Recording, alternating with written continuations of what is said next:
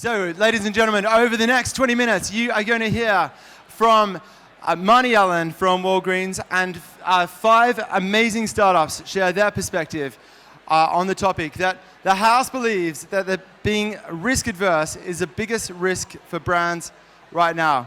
Hosted by Marni, we also have representatives here from Bidstack, 10th Man, Advanced Commerce, Picnic Media, and the Comedy Crowd. Marni, over to you. Thanks, Jeremy. So I apologize for anybody who was sitting here in the last session and already heard me introduce myself. I'll introduce myself for everybody else's benefit. My name is Marni Allen. I work for Walgreens Boots Alliance. I know you guys know our Boots presence, which is obviously your favorite high street health and beauty retailer with over 2,000 locations in the UK. We also own Walgreens, which with 9,000 locations is the largest chain of drugstores in the US. And I sit in a global innovation function. So this is exactly the right place for me to be at MadFest. And one of the reasons that I do events like this is because I'm really passionate about helping startups succeed. And I'm really interested to hear these guys' perspective about risk. One of my favorite things is to hear the backstory of startups. Where did they come from? Because I feel like I'm so risk averse. I'm not a gambler. I've always worked for big corporates. So I'm interested to hear about personal risk and also about business risk. So that's enough about me. Let's hear from each of our panelists. I'm going to give each one a chance to introduce themselves. Our topic is about risk. So from my point of view, having worked in brand marketing for 22 plus years, brands are in a tough spot because, as an established brand, sometimes you become very set in your ways. And that's one of the best reasons to work with startups and bring in fresh new thinking and fresh new types of experiments. So from my point of view, I may be on the side of being a little more risk averse. I bet these guys are much riskier in their outlook than I am. So if each one of you guys could take, 20 seconds and a minute to introduce yourself and just say the name of your company, and maybe just give me a soundbite about risk, what risk means to you. And then we'll open it up for some more questions and discussion. Would you like to go first, Saint? Yeah, thanks, Marni. So I'm Saint Bettridge, Chief Commercial Officer at Picnic, with the social display marketplace. What risk means to me is trying new things to get a different result. Otherwise, if you keep doing the same thing, you get the same result, and it's slightly boring. Thank you. Andre? So my name is Andre Brown. I'm the founder of Advanced Commerce. Prior to that, I was the co-founder of Attract. So what does risk mean to me? Well, perhaps you should ask my wife. I think in my first business, I went without a salary for 36 months. And in this business, I've gone without a salary for 4 years. And I've just self-funded it until we raise money. So risk, I think, is taking a calculated risk where you believe in the outcome and you back yourself to get there. Thanks, Andre. Hello, my name is Peter Wright. I'm the co-founder of the Comedy Crowd, and we help brands engage their audience with humor by empowering the world's comedy creators. So what risk means to us, it's all about maximizing the great upside and minimizing the downside, and that is something which comedy is ripe for. Thank you. Ian? Ian Burst, Head of Growth at 10th Man. 10th Man exists to simplify marketing intelligence. For me, risk or risk aversion has negative implications. So I like to think about it, particularly in the current climate, about building resilience as brands and marketeers. And happy to get into that in a bit more detail. But risk aversion, too negative. Let's build resilience and come out fighting and prospering in the opportunities that we've got in front of us. Great. Awesome point of view, Ian. Hello, so I'm George Dixon. I'm VP of Product at Bidstack. We're an in-game advertising business, so we focus on putting real-world brands into virtual environments and measuring their effect. And for me, I suppose a risk would be not testing and learning, not trying new things. It doesn't mean going all in. Doesn't mean you have to be a first mover, but be an early adopter. And to not do that would be, for me, risky. Thank you. So I have a sort of suspicion, having worked in big corporate environments for my entire career and having had to present ideas ad nauseum to senior executives, I would imagine if I walked in the door either with Comedy Crowd or with Bidstack, gaming or comedy, my corporate executive leaders would probably feel like it was a little risky to put our big established brands in those kind of spaces. So maybe you guys who represent comedy and gaming, if you could just give me a perspective about how do you frame the risk or not so much risk of putting big brands into your sort of platforms? Well, I spoke briefly before about maximizing the upside. And from a comedy perspective, I don't think there is a greater upside in terms of marketing. It's the most engaging form of content online. It's what people like to share. It gives really deep connections with your customers if you get it right. And obviously there's a perception that comedy is risky, and that particularly that if you offend people or you polarize people, or sometimes that a joke just doesn't land, that it's going to have negative impacts on your brand. But there are things that you can do to mitigate that. For instance, you make sure that your comedy is not targeted at an individual or a group.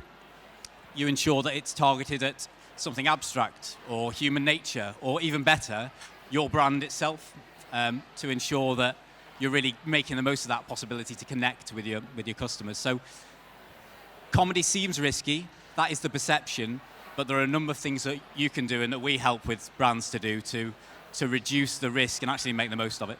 Thanks, Peter. George, how about gaming? Yeah, I think as long as we're adding value and not out of place, it's never a risky place to be, perhaps in comedy, but certainly in gaming. I think the reality is gaming is a huge industry. It's 3 billion players almost globally. It's a bigger industry than music and film combined.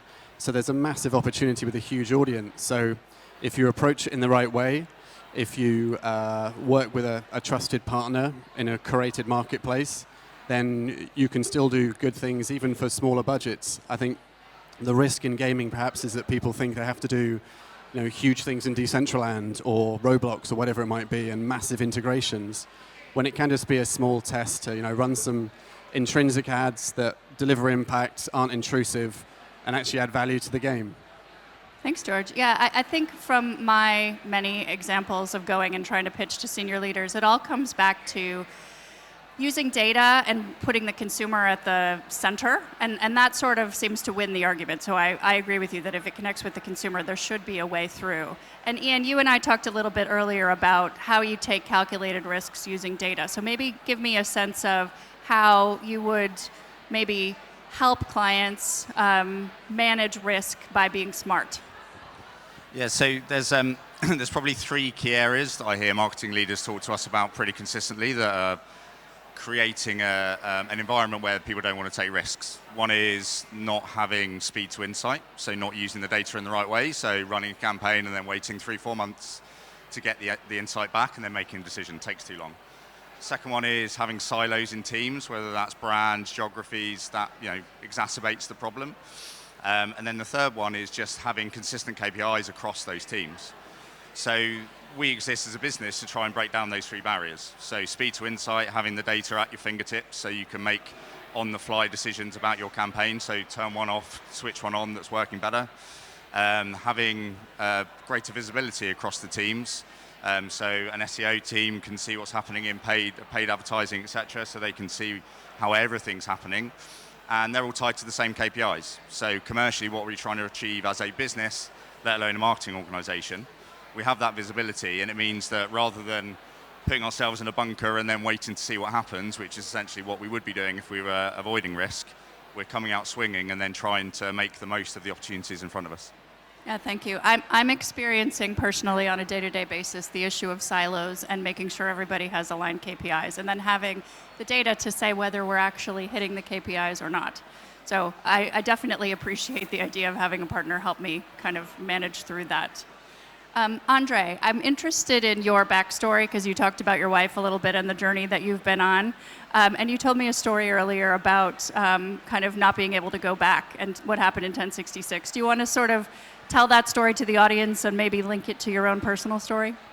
Certainly. So, really 3 points, I guess. One is, as a general principle, fortune favors the brave. And we're living in very difficult times now with everything that's been going on. And if you want exceptional results, you've got to start doing things that are exceptional. And for a lot of people, that feels frightening, and may put them off. So the first thing, I was talking to Marni about backing yourself once you've made a decision. And the historical analogy I use is 1066. So William the Conqueror came to Britain in 200 boats and 10,000 troops. It's actually not a lot given the endeavor they set out to do, which was to conquer the whole kingdom. Now, does anybody know what his first command was when they landed at Pevensey Beach? Burn all the boats. So what did that say to everybody? It said, look, we're going to do this or we're going to die trying. And I think you just have to have a mindset that says once you've set out a course, a plan of action, back yourself to do that. Don't think in the back of your mind, it's okay, I can kind of back out of it. Having said that, I think it's also important to think about this concept of failing quickly. So quite often what you end up with is not quite plan A. It might be plan A point 1 or point 3 or point 4, and that's okay. It's actually okay to say we've tried this, it hasn't quite worked, let's regroup and figure out how we're going to do it better. Thank you so much, Andre. Yeah, I find myself at work often saying things that I wonder if people are hoping that I haven't burned my boat, so I'll get back in it and sail away.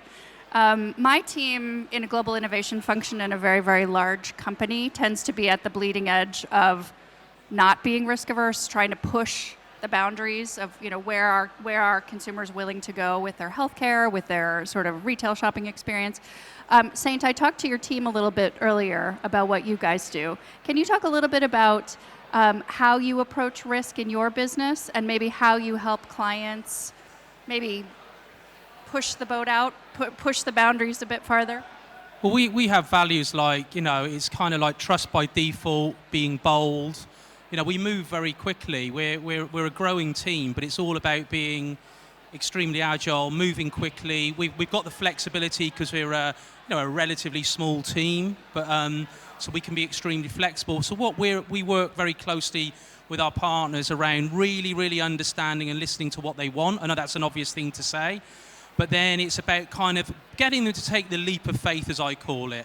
There is a lot of kind of risk aversity in the marketplace at the moment, as I sort of touched on, people doing the same things. But it's like, come with us, try our product, try our proposition. We make it really, really easy to work with people. That's the thing. Heavy lifting is by us, light touch by them. And we can produce assets very quickly. So we can take an asset from social and then turn it into one of our social display formats very quickly. So a very quick turnaround. So that's making it easy, that kind of like minimal light touch on the customer end. And then it's all about you back yourself, right? You go, if you work with us, test with us, we'll deliver on the outcomes and the results. And that's what we do. And so we've just got to overcome that kind of a bit of just inertia in the marketplace. Try us, we can guarantee, we almost back ourselves to say, look, you invest with us, you won't lose any money, put it that way. You'll make money. I think a couple of you guys, if not everybody, has touched on the theme of sort of failing fast or try some stuff and learn along the way. And, I think one of the sort of great divides perhaps between big corporate entities like mine and smaller companies like yours is I think we get it wrong because we think that creating huge initiatives that span years. Jeremy talked about his experience at Unilever spending $40 million over 5 years to launch an innovation sort of platform of 22 businesses, none of which succeeded. Well, that scares the hell out of people in big companies. How do you guys, maybe somebody give me an example of how you help clients in an agile way sort of test and learn toward what success looks like? Anybody? Well, I think the way we do it is about removing barriers to entry. So it's adopting known measurement structures, known formats, making it as easy and comfortable as them for an advertiser to enter into the space. So there's no kind of bespoke builds. There's no unknowns in terms of outcomes, that kind of thing. So just constantly trying to reinforce and align with other digital channels and learn from where they've come from. You know, we know that early movers in digital, in mobile, in e-commerce were the ones that embraced it and evolved and did the most, had the most success in those spaces. So we want to welcome brands as easily to do those small tests with what they have available, without expecting them to rebuild from scratch, to consider a niche audience that they hadn't before, but to remove any barriers to entry. So giving them viewability, giving them attention metrics they're used to seeing, you know, engagement metrics with the formats they've already got available. So that's our approach. Just make it as seamless and frictionless as possible. Great, thanks, George. Saint, did you want to comment? I would also, yeah, it's a great point. Great points there. I would also say it's about being really personable, being there, making sure that you know the customer that you're dealing with, they know they've always got a point of contact. You know, really kind of keeping levels of communication as high as they can be without being annoying. So it's a real kind of art to that, to get the cadence right, to ensure that you're just being really personable and totally solution oriented all the time. Thank you. Andre, did you have a point? Sure. I mean, just to give you an example, recently I asked some of my clients if they could give me a quote that I could use, and one of them was from LK Bennett. And there was a kind of quote about the percentage uplift in revenue, which was great. But her other comment was, because your platform's very easy to use, I observed that the merchandisers became much more bold in trying out different merchandising strategies, because they knew if it didn't work, it was easy to turn off and try something else. Yeah, I think you guys have touched on what I think is a really important topic in the space of innovation and brands taking risks, which is around creating a feeling of psychological safety or creating sort of a fearlessness among the people who are doing it. Does anyone want to share, maybe Ian or Peter, since you guys have had less of a chance to speak, do you have any thoughts on maybe within your company, how do you create an environment where your employees are willing to take risks, where they feel psychologically safe? Andre, do you want to make a point, and then we'll let Peter... So we have a thing about no blame. So if you make a mistake, just own up to it, because the sooner you own up to it, the quicker we can fix it. But there's no blame or no judgment for making an honest mistake. Okay. Peter? Yeah, well, we work primarily with comedy creators, and it's really, really important in that world that you're not afraid to be prolific, for people to not like what you do, for most things to fail. So we reinforce that in all of our communications, in our regular newsletters, our workshops. We talk about the importance of being prolific above all, and judging by the amount of stuff that you do and not necessarily how much of it sticks. Mm-hmm. Because in comedy, it could just be one thing that sticks, but that could be the golden ticket. So we just make sure that is consistent throughout our communications with our creators and within our team as well, that nobody gets judged for trying, but you may get judged if you don't. Thank you. Ian? So I moved to the startup world about 3.5 years ago from corporate consulting for this exact reason. There was psychological safety wasn't a thing. Like, point the finger as quickly as you can. So there was no innovation in that environment. So the startups that I've been in the last 3-4 years, I'm there because I want to build a culture and an organization and a business that clients want to partner with us, first and foremost, but then we attract talent to those organizations because everyone in the business is part of building something really special. So yeah, it's the excitement and the sometimes stressful nature of startups, but it's why I'm in this world rather than corporate. Yeah, thank you. Okay, we are very close to the end. So speed round, George or Saint, anything to add to that before I would just say, it's about trust, being bold, being open-minded, and also, being transparent. We share so much information in our business, like some businesses probably wouldn't share, but it's open channels of communication. If we do a retro on something that hasn't performed well, it's open and honest debate and moving forward. Thank you. George, speed round. Well, I just wanted to quote one of the co-founders of LinkedIn when he said, if looking back you're embarrassed by the first product you released, you're not embarrassed, by the first product you released, then you released it too late. So our focus is be 80% done, MVP. Test, iterate, learn, and move on from there. Fantastic. Well, what an amazing set of insights from the panel. I would like to thank George, Andre, Saint, Peter, and Ian for your perspectives. And I just want to put the question out to the crowd. Okay, by show of hands, who agrees with the statement that being risk averse is the biggest risk for brands right now? Ooh, this looks like a majority. And who disagrees? Who thinks that actually this isn't really such a big issue for brands? Anybody? Okay, I've got 2 or 3 hands. So I think we've all come to a pretty solid consensus that risk is a good thing, but we've clearly heard that there are ways to manage risk and also ways to convince stakeholders that taking some risk is a good idea. So thanks everybody in the audience for your attention and your points of view on this topic. And I hope you enjoy the rest of your day.